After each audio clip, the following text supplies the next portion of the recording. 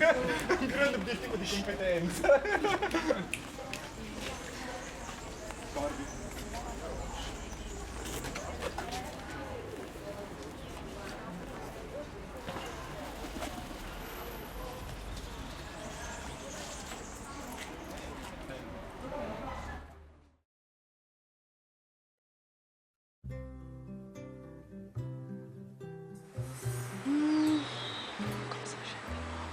Non lo so. Attesa. Hai presente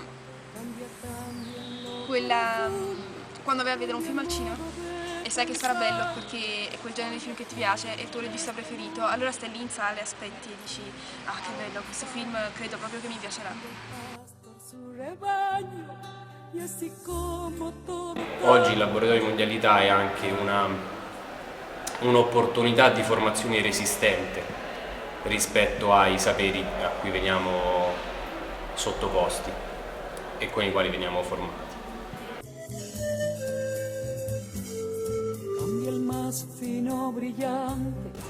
Che il medico smette di pensarsi come un tecnico e incomincia a pensarsi come un soggetto politico.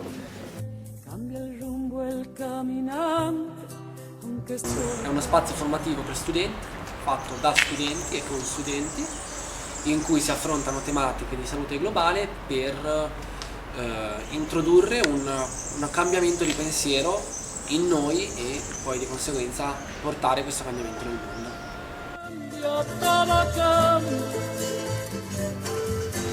Ma secondo me il significato di un cammino, di un percorso, infatti non lo chiamerei progetto.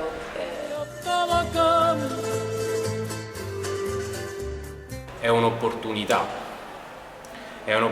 da offrire e costruire insieme agli studenti, per gli studenti e va al di là di quello che è un progetto di un'associazione che è quella del SISL, ma secondo me si iscrive all'interno di una riflessione critica e politica intorno e all'interno della medicina e della società che noi viviamo.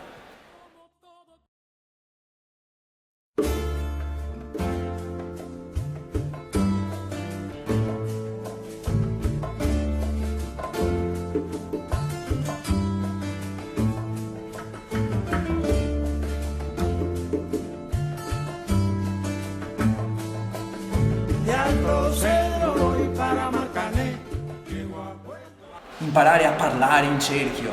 Imparare a parlare in cerchio è la prima lezione che devi fare il primo anno di medicina. Perché? Perché ti mette dei meme nella testa che sono potentissimi.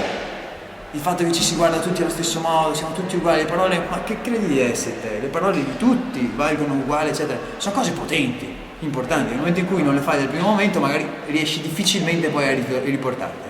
Metodologia prima di tutto. Va bene?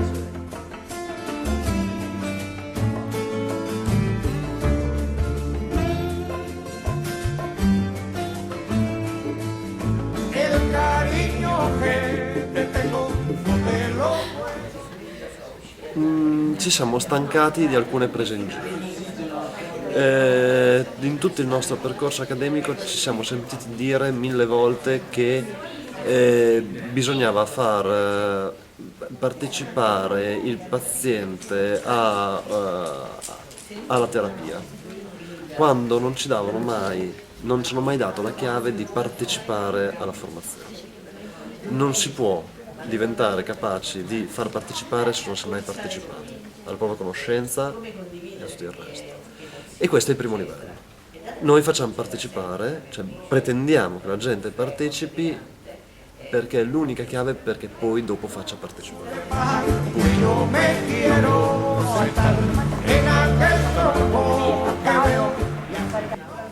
Punto 2, aprirsi al complesso vuol dire aprirsi alle visioni di molte persone. Se mettiamo uno sul palco a parlare, non apriamo alla visione di nessuna persona. Questo come 2 punti principali. Il resto viene da sé.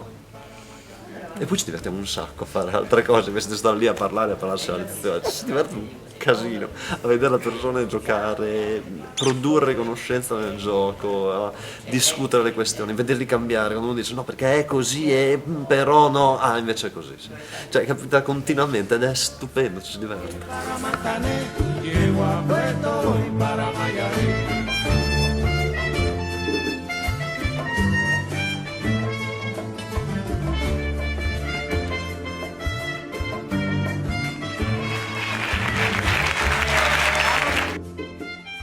Che sentirmi dire che una modalità formativa orizzontale significa non parlare seriamente delle cose non è così, significa che tu sei importante, che ogni persona che sta in quel circolo può dire quello è importante, quello che dice, cambia il modo, alla fine il gruppo non è più lo stesso, mentre le varie formazioni che noi facciamo in cui ci inculcano le nozioni, la lezione di medicina interna è uguale nel 2010, nel 2011, nel 2013, forse è cambiata la terapia, dopodiché chi sei tu che ascolti non conti niente, non conti niente.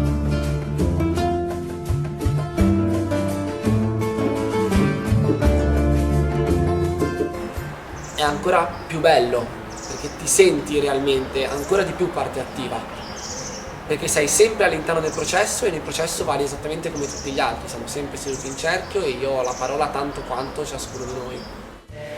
Veramente il lavoro di preparazione è stato a sua volta tutto un laboratorio di partecipazione tra gente che se magari si era fatta tutti i lab mod e gente che non aveva fatto neanche uno, però magari aveva incrociato un gruppo di autoformazione, eccetera.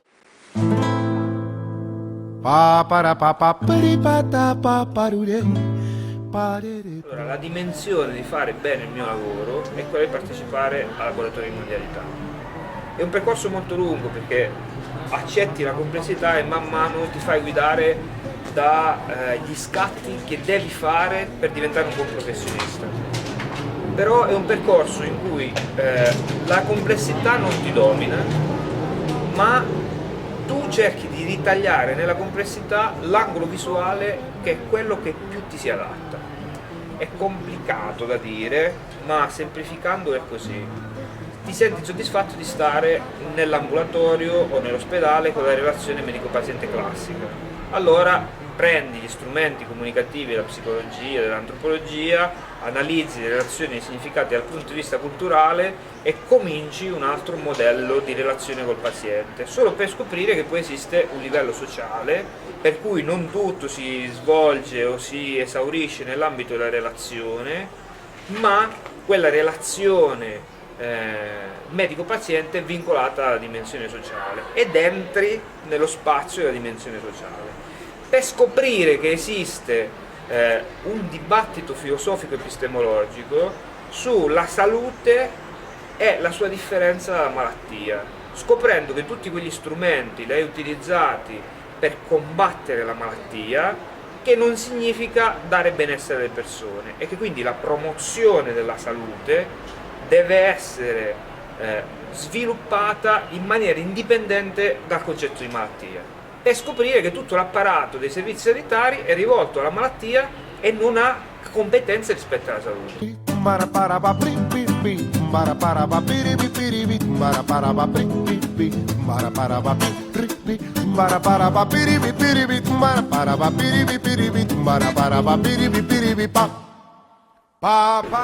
Lì diventa molto complicato perché non solo hai messo in discussione il ruolo della relazione medico-paziente nell'atto tecnico rivolto al BIOS, hai messo in discussione l'impianto stesso di quella scuola di medicina che lavora per formarti in quel sistema sanitario, che è tutto rivolto alla malattia. Ma se invece io devo promuovere la salute in una persona che non ha una patologia, che cosa devo fare?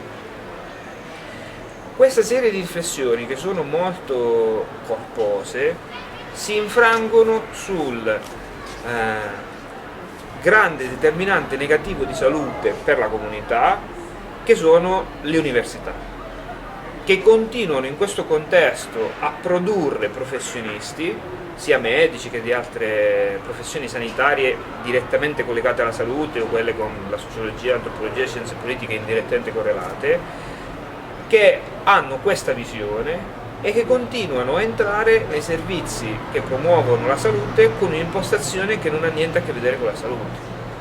Quindi dal punto di vista dell'urgenza di professionista, l'idea stessa che io sto in un reparto, in un ambulatorio, curando una persona, mentre vengono sfornati soltanto nella mia città 300-400 professionisti sanitari che andranno a fare le cose sbagliate per i prossimi 40 anni o 50, perché se arriveranno mai alla pensione, continuando a lavorare nella produzione di salute con quei modelli, è una cosa che mi atterrisce e mi crea un'urgenza tanto grande, ma a livello proprio di efficacia clinica sui pazienti, che mi costringe a uscire anche da quello spazio e mettermi a fare le altre cose, perché è come se mentre sto perdendo tempo, tra virgolette, con un paziente, sta succedendo il disastro là fuori.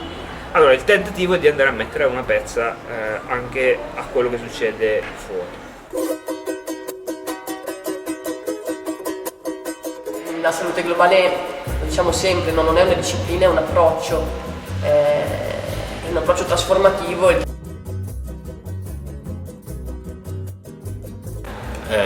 Credo che fare il medico, essere medico e comunque a vario titolo occuparsi di salute e malattia non possa rispondere solamente a delle esigenze tecniche, ma debba prendere in considerazione anche una dimensione etica e politica. Nel momento in cui invece veniamo formati, come veniamo formati durante i 6 anni in medicina, solamente a un sapere tecnico, di fatto noi veniamo abituati e veniamo condizionati all'obbedienza rispetto a determinati saperi e non veniamo minimamente interpellati a costruire questi saperi, a metterli in discussione, a trovarli degli altri.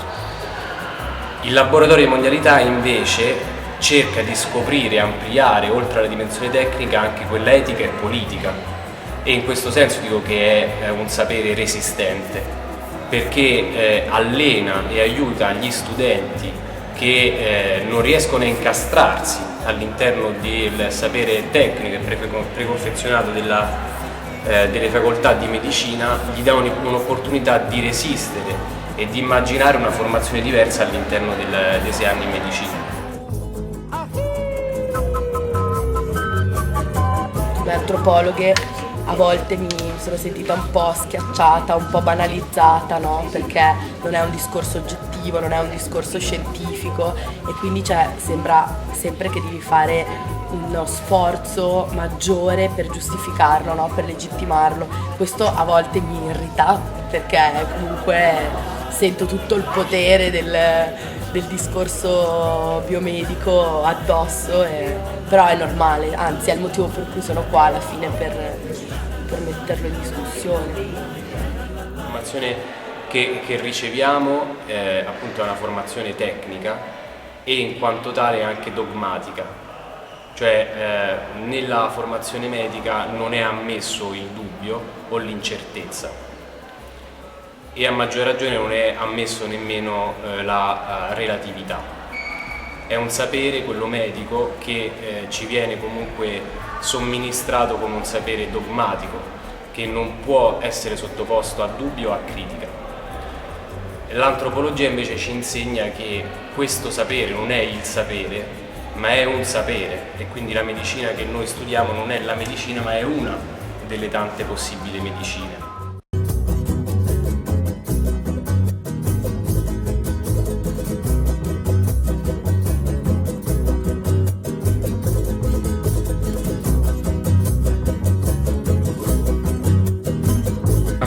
Sanitaria che è fortemente connotata da emozioni e questa parte emotiva di crescita e di formazione professionale non è inserita in nessun contesto formativo e questo per esempio è uno dei campi di maggiore studio, per così dire, no?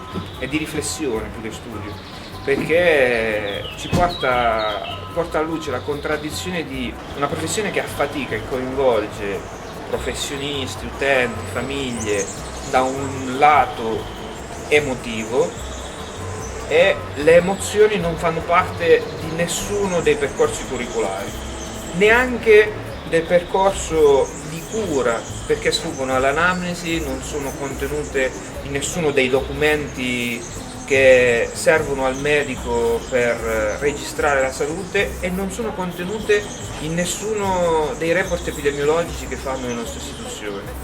È soltanto un esempio per riflettere su quante cose dobbiamo ancora imparare rispetto alla salute e di quanto un laboratorio debba essere esattamente uno spazio di crescita in cui in maniera imprevedibile tutto quello che non riusciamo a cogliere può un giorno arrivare alla nostra attenzione ed essere elaborato.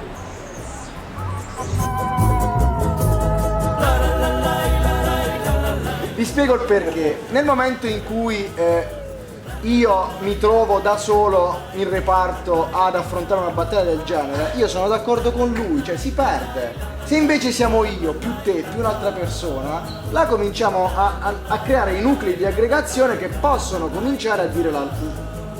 Quando dico io da solo non posso fare niente, attenzione, non dico che io non voglio fare niente, dico che io ho bisogno di te, ho bisogno di te, ho bisogno di te, io da solo non valgo, insieme valiamo qualcosa.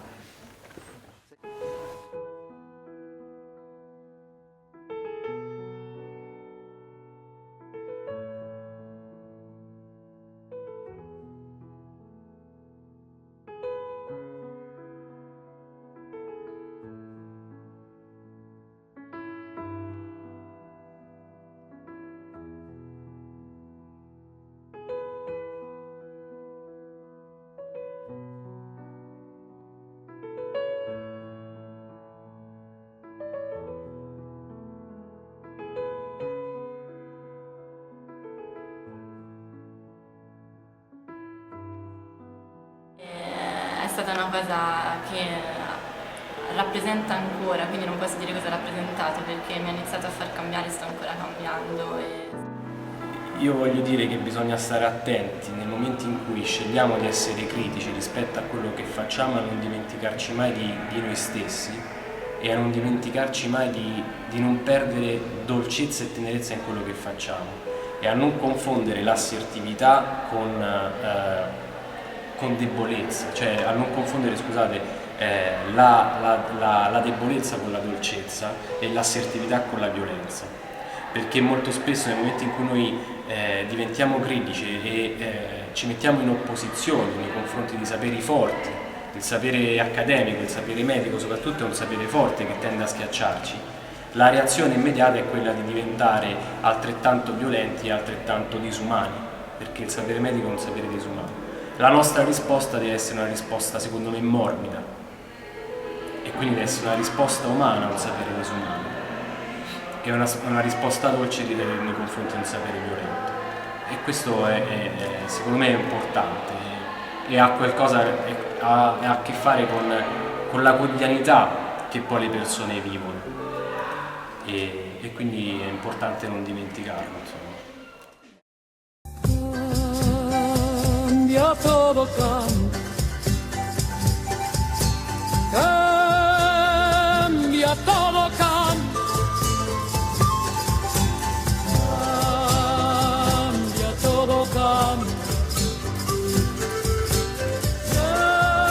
cambia todo, cambia, pero no cambia. Come sarà il prossimo album?